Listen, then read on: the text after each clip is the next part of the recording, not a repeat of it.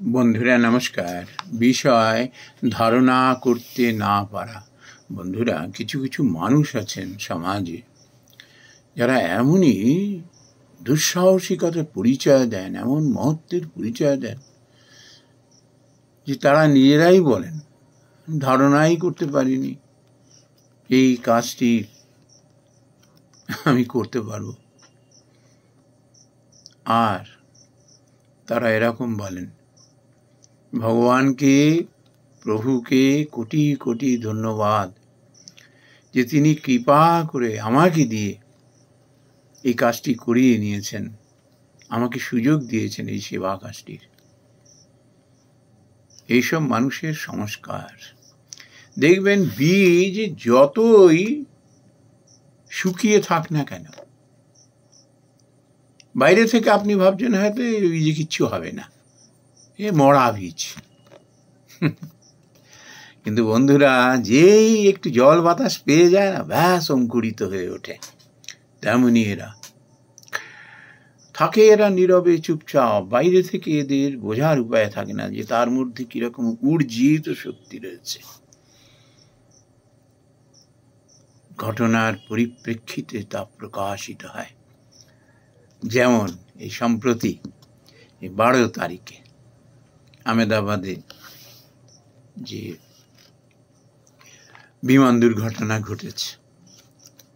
বন্ধুরা, আমরা সবাই জানি উড়ানের কয়েক সেকেন্ডের মধ্যেই গিয়ে সে নিকটবর্তী একটা স্টুডেন্ট 5 তলা হস্টেলে গিয়ে গোত্তা খেয়ে পড়ে, সঙ্গে সঙ্গে ব্লাস্ট হয়।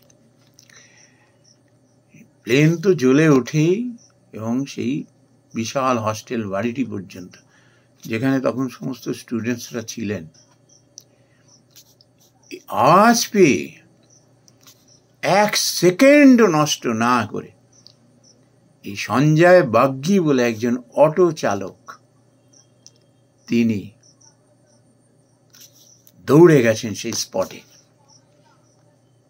কোনো দিক না তাকিয়ে।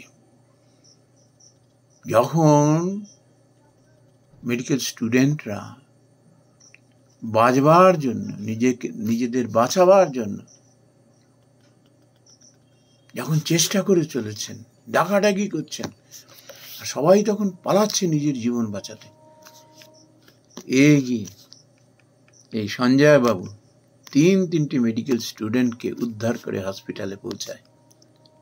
এখানেই থেমে থাকেননি।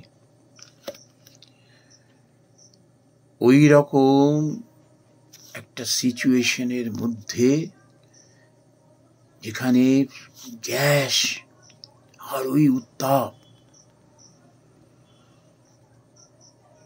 সেগুলোকে পরোয়া না করে 28টি ওই রকম দগ্ধ শরীর আরো কয়েকজনের সহযোগিতায় সে উদ্ধার করে, রেস্কিউ করে।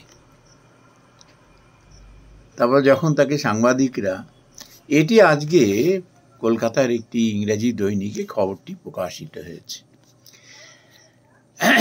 তো সাংবাদিকরা তখন তাকে যখন জিজ্ঞাসা করলেন যে বাপরে বাপ, এরকম দুঃসাহসিক কাজ আপনি কি করে করলেন, সে বলছে, আই ওয়াজ আনএবল টু ফ্যাথম, মানে আমি ধারণাই করতে পারিনি যে এমন কাজ আমার দ্বারা হবে।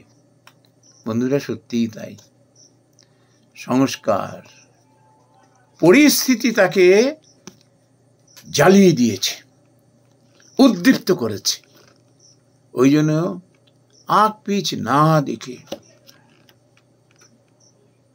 তার মহৎ মন ছুটে গেছে, নিজের জীবনকে পরোয়া না করে, এবং তার দ্বারা এই মহৎ কাজটি সম্পন্ন হয়েছে। বন্ধুরা, দেখবেন যখন রাস্তাঘাটে কোনো দুর্ঘটনা হয়, কারা আসেন জানেন? বেশিরভাগ ক্ষেত্রে রেস্কিউ করতে, উদ্ধার করতে। দেখবেন ফুটপাতে হয়তো ফেরি করছে একজন, কিংবা দোকানওয়ালা, সবজিওয়ালা, এরাই এসে কিন্তু এই দুর্ঘটনাগ্রস্ত মানুষকে উদ্ধার করে হসপিটালে পৌঁছে দেন।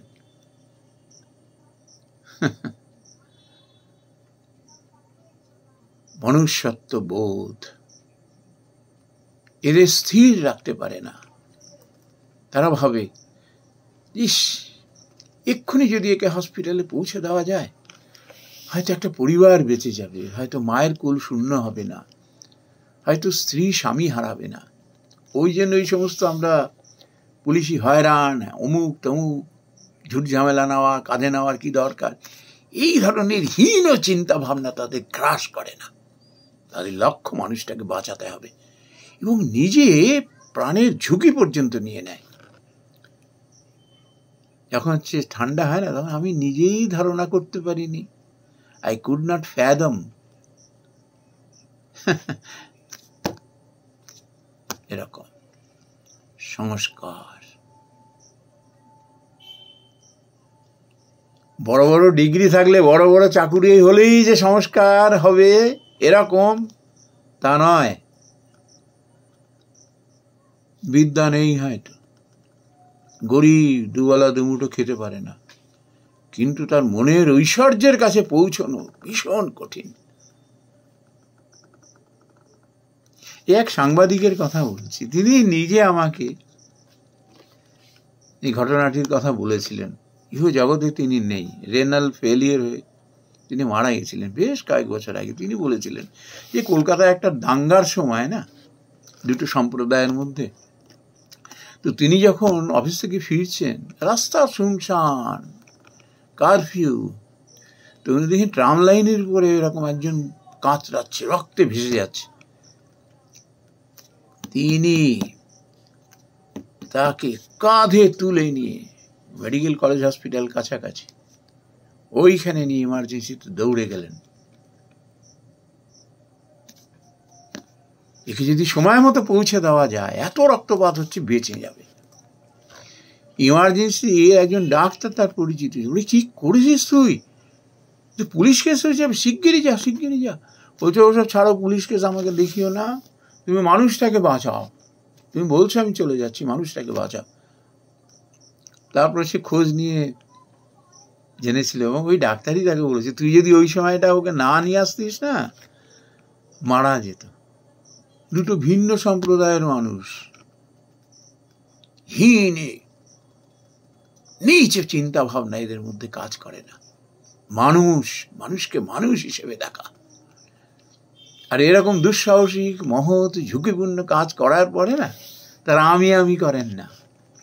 তারা বলেন যে ভগবানকে, ঈশ্বরকে, প্রভুকে কোটি কোটি ধন্যবাদ যে তিনি কৃপা করে আমাকে দিয়ে এই কাজটি করিয়ে নিয়েছেন, আমাকে সেবা করার সুযোগ দিয়েছেন। ওরা উচ্চ সংস্কারী মানুষ। নাই বা থাকলো এদের অর্থের ঐশ্বর্য, ধন দৌলত, নাম যশ, এদের ওই ঐশ্বর্যপূর্ণ যে সংস্কার, তাদের ধারে কাছে পৌঁছানো খুব মুশকিল। এরাই মানুষ আমাদের চোখ খুলে দিয়ে যায়, আমাদের চোখ খুলে দিয়ে যান। কোন পুরস্কারে এরকম এই সঞ্জয় বাগ্গির মতো মানুষকে কোন সম্মান উপযুক্ত আছে যে এদের পুরস্কৃত করা যায়? পুরস্কার মানে যে না, তোমার এইটি আমরা ভুলিনি, এই পুরস্কারটি দিয়ে আমরা তোমাকে জাজ করছি না, এটি একটি অ্যাকনলেজমেন্ট যে আমরা জেনেছি, শুনেছি এবং তোমার কাজে অনুপ্রাণিত হয়েছি, এই জন্য কৃপা করে তুমি আমাদের এই সম্মানটি গ্রহণ করো। এরা এই ধরনের মানুষ, এদের জীবনই ধন্য। নমস্কার বন্ধুরা।